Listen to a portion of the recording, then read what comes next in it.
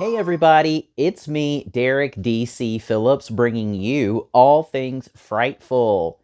And in this video, we're going to dive into Battle for the Wastelands by Matthew W. Quinn. Spoiler alert, I thoroughly enjoyed this novel. But before we get down to business, I want to have a little bit of a practical conversation with my fellow readers out there. After all, this is hashtag booktube. I have to say, I'm usually late to go full digital. For example, I, up until a few years ago, had an extensive collection of CDs. I've always loved physical media, but a few years ago, I went pretty much full on Spotify, and I haven't since looked back. I still have a ton of DVDs and Blu-rays because you just never know with things coming on to certain streaming services or one streaming service losing rights to some property I love. I just like to have that physical media just in case. And with books, I never see myself giving up my personal library because I just love it. I love having books on a shelf to turn and look at and say, oh, when am I going to read all of those? But still, they're there.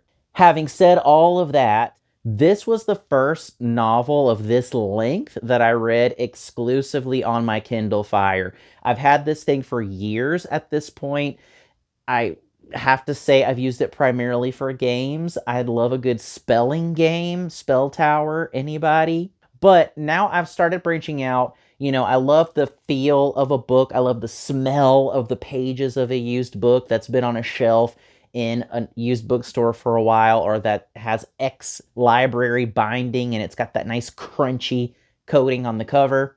But I digress. Anyway, this was my longest experience of reading a full-length novel on my Kindle Fire, and I'm curious to know what you all out there think. Are you more of a physical media person? Are you dedicated to your physical paper books, something tangible you can hold and look down at? Well, you're still holding your Kindle or whatever tablet you use, but you get what I'm saying. Is it the same for you? Is it different? Do you prefer a digital format, an ebook? Let me know in the comments. I'm just curious what people out there think and what you all use to read. But getting to the point of today's video, I decided to pick up something by my fellow Horror Writers Association Atlanta chapter member, Matthew W. Quinn.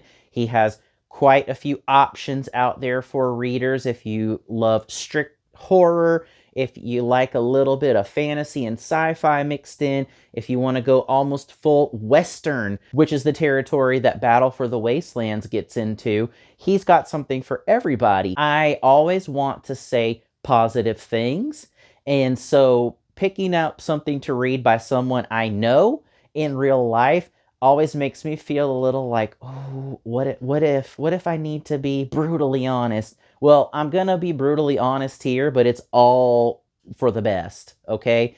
I can safely say this was a great book. I thoroughly enjoyed it. It was something pretty different for me. I'm typically a horror, thriller, mystery kind of guy, but ever since I got into The Walking Dead years ago, I've sort of drifted into post-apocalyptic fiction. Say that 10 times fast. A little bit of a tangent, I was also late to the party on The Walking Dead. I think I jumped in around season 3 or 4, so I was binging seasons on Netflix. The show had already been popular for quite some time, but there was enough for me to just jump right in, and I believe it was around the time that the season with the governor, all the action with the governor was still sort of in process. So there was a lot to unpack. I mean, for those of you out there who were Walking Dead fans, who are Walking Dead fans, you know what I'm talking about. That was like the peak, the pinnacle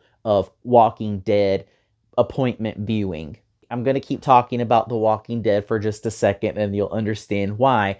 But I was a really devout fan up until Glenn died, okay? I mean, maybe I should put a spoiler alert out there, but I think most of us know by now, or if you're going to watch The Walking Dead, you already could have figured that out. But I'm going to keep coming back to that example of Glenn dying because there are some parallels between The Walking Dead, the great seasons, the height of the action and the suspense, and Battle for the Wastelands.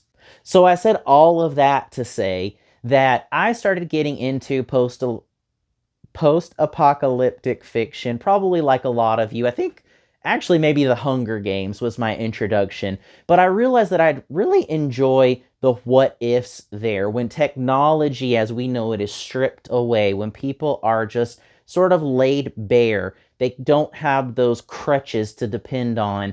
You're really stripping away the layers and you're seeing or you're considering how people react at their core. What are their emotions when everything around them is gone? I also really enjoy the sort of melancholy. I think that's something that really good post-apocalyptic fiction does well. There's a sense of melancholy, of brooding. Obviously, the characters have nothing but time on their hands to reflect, to rebuild, perhaps. And so we, as the reader or the viewer, sort of feel that secondhand. And it makes us sort of question our priorities. What would we do if we lost everything and the world had to start over? So I had been getting more and more into, how many times am I going to say post-apocalyptic fiction in this video? I don't know. Maybe we'll keep a count. But I started getting more into even some of Stephen King's more fantasy, sci-fi, speculative works, such as The Stand, such as The Gunslinger. There are still elements of horror there, of suspense that translate across works, whether it's fantasy, whether it's more rooted in reality. But I've got to say, Battle for the Wastelands, if you do enjoy media like The Walking Dead, The Stand, The Dark Tower, you will really, really enjoy this novel from Matthew W. Quinn. This book follows our main character, Andrew Sutter. We get to see sort of a slice of his life, which I also really enjoyed because it does sort of capture a moment in time. Without going too deep and giving too much away, we do know that it's been several generations since the old world, as it's referred to, went down in flames. We don't know exactly what happened there, but we are given clues throughout the book. That's another thing that I think Matthew W. Quinn does really well, is that he doesn't give us too much detail. He doesn't explain too much. Even when we meet Andrew at the beginning of the book, I want to compare the beginning of this book to a really solid role-playing game, a really solid RPG for some of my gamers out there. I'm not really a hardcore gamer, but I do enjoy a relaxing game, a good strategy game every now and then. If you've ever played an RPG, even if you played Pokemon, you know that some of the best games, some of the funnest games don't bore you with all of the rules right up front. It's almost like learning a new board game for the first time. You're learning as you go. So we're introduced from that first chapter to Andrew, and we start to learn about his life. We're not explained all of the rules of this world, of this society. Matthew W. Quinn does a really great job of building this world without being too didactic about it, without telling. He actually shows, right? We're introduced to new creatures that are hunted. We're introduced to these factions within society that have vendettas against one another without being told all of the rules up front. So it makes it fun. This mystery unfolds as we move deeper into the action. Again, we don't know exactly when the old world ended, but we do know that some time has passed. That's something else that's a lot of fun throughout, because you, as the reader, will be guessing as to when society ended as we know it. When did society end, and when did it start to rebuild? Is this sort of an alternate timeline? Your brain will be working to try to figure that out with the clues that are provided based on the weapons that people have available to them and the technology. If you do enjoy steampunk, if you do enjoy westerns, those vibes are all in there. Even if you enjoy grimdark fiction, that's something that I haven't quite gotten into fully yet, but I follow a couple of pages, and it's something that I think Matthew Quinn does really well is picking those elements out that people really enjoy from multiple subgenres and making it work, giving us just enough rules so that we can understand without feeling like we're being condescended to, if you will. And he takes all of the elements that you love about those different subgenres and creates something new and fresh. So the reader jumps into the action through the eyes primarily of Andrew Sutter, especially kicking things off, and we're quickly introduced to the main villains, or at least the surface level villains, known as the Flesh Eaters. And I kept drawing parallels, even in this video, but even from the beginning in my mind, to The Walking Dead, because these Flesh Eaters aren't actually zombies. They are living human beings like you and me. They are a cannibal cult, and they even have devout followers who do their bidding. So in a way, zombies, you can shoot them in the head according to traditional lore, and they're out. Or even on The Walking Dead, they've started to decompose so much toward the end here that, come on, give it up, hang it up, it's over. But with these human being flesh eaters, that adds another level or another layer to the psychology that's going on and that the reader is introduced to here, because you wonder what could bring people to this point that they're trying to conquer their neighbors and eat them. These human villains are actually as brutal as zombies, if not more so, because they are conscious of what they're doing. Now, as you can imagine, with these cannibalistic villains and their overlords, who you learn more about as you go, the prose here is very pragmatic, it's very visual, it's straight to the point, it's tense throughout. This is not an overly long book. I read it on my Kindle Fire, but I think paperback is about 250 pages, somewhere around there. So it moves at a very fast pace, and once you get immersed into the world and what's going on, you sort of shift to learn more about the different characters, the different villains, Grindel, who is the sort of overlord here, his children, his dynasty. There's so much going on. It's captured, it's communicated in such a succinct way to the reader. Gorehounds out there, you will not be disappointed in some of the battle scenes. There is some definite carnage going on. So if that's what you look for, it's definitely there. But again, that's not all there is to the story, even to the battle scenes. I mentioned a few minutes ago that I stopped watching The Walking Dead with the death of Glenn. And I'm going to go back to that.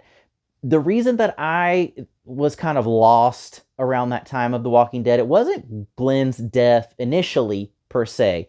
It was going from the fake out death to just bringing him back because the fans insisted, and then killing him off again in such a brutal manner, and the Negan coming in, don't even get me started.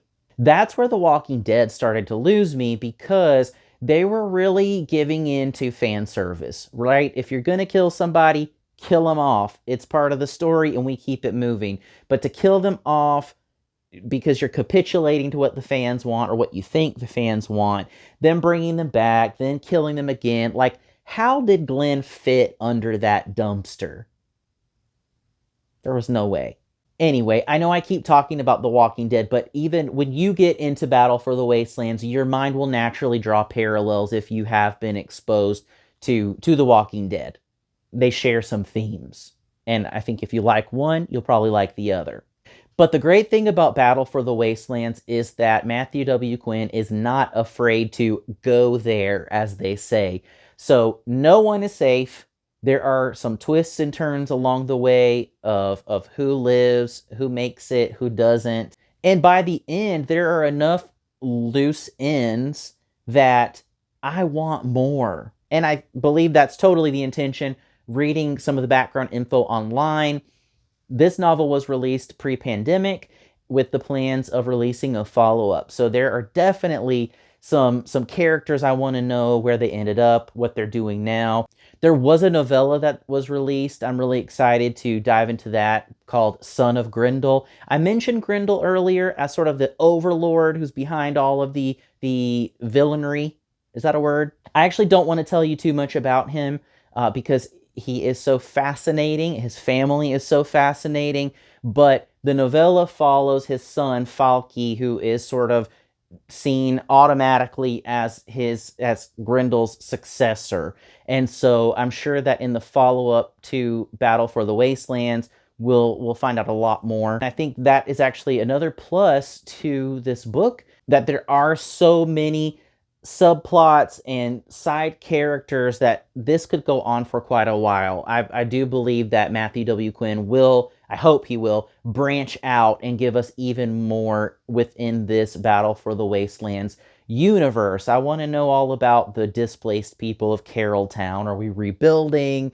That sort of thing. And that's not to say that the first novel here, Battle for the Wastelands, does not end on a satisfying note, because I know sometimes, especially even with TV shows, we kind of hesitate to commit because we don't know, well, will I get the full story? Will it be canceled? But I do have faith that there will be more coming and closure for the characters of this story.